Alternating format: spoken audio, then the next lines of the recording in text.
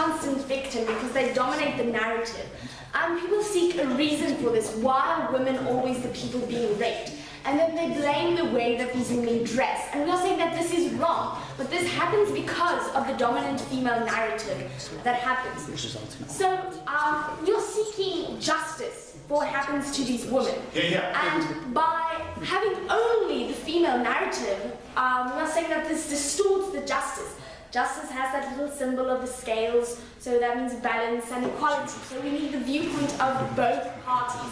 So neither narrative should be undermined, because what we need to curb rape is, we need men to tell other men not to rape. We need women to warn other women against rape. We need men to warn other men against rape. And we need women to tell other women not to rape. Because rape isn't something that only happens to women. Rape happens to men too. So only focusing on the female narrative, we have the idea that only women are raped. So, why is the male narrative important? What will the male narrative reveal if we have this out of the viewpoint of a man? So, we've already seen the problem here in this very room. The people saying that a man who rapes, there's something wrong in his mind and that he is sadistical. So by only focusing on the female narrative, this is the view that we have of the male rapist. His psychological state is not actually revealed to us because we only see him out of the female's viewpoint. And obviously she would see him as a sick-minded, sadistical person. So what will we have if we have the male narrative revealed? So we will see the problem with male dominance. The characteristics that these rapists reveal, the characteristics that they exhibit are often an extension of their toxic masculinity. Now that is something that people try to ignore and avoid, but this is something that we need to see firsthand.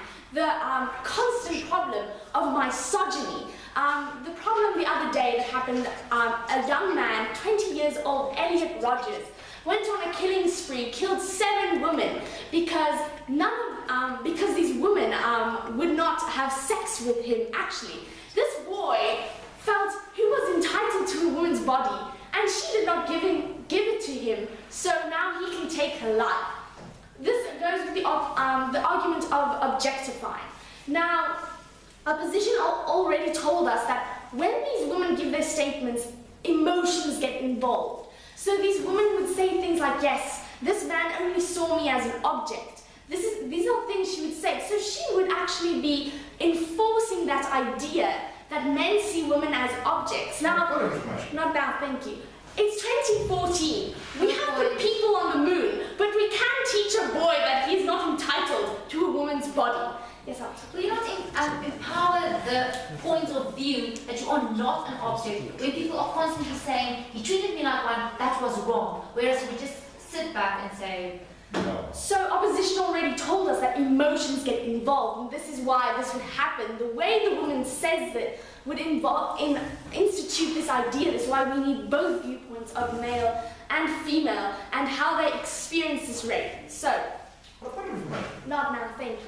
So the thing of false accusations and the male role, men also get raped. So if we always only have the viewpoint of the woman as the victim, then so the perpetrator will always be guilty.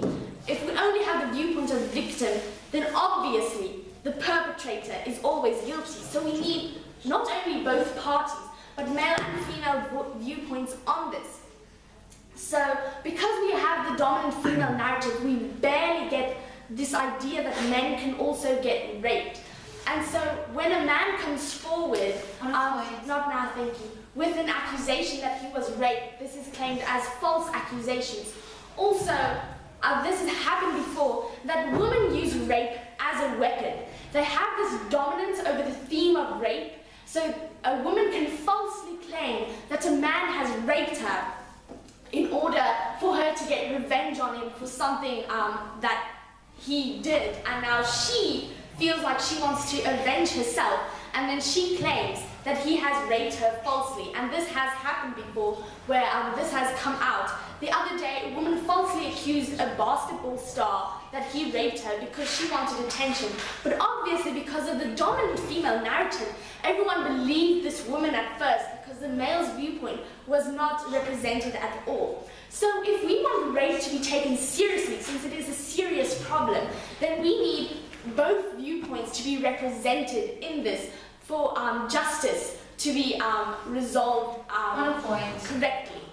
Yes, I would. If a man gets raped, he's also a victim. So he's going to portray the exact same point of view as a woman victim portrayed. The woman is just going to portray it more emotionally, and she's going to be open and more acceptable to the audience. That's true, but we are saying that we need males to tell about rape also because then it is the female that is the perpetrator and not the man, and we want to change this viewpoint of people only seeing men as perpetrators and always the woman as the victim.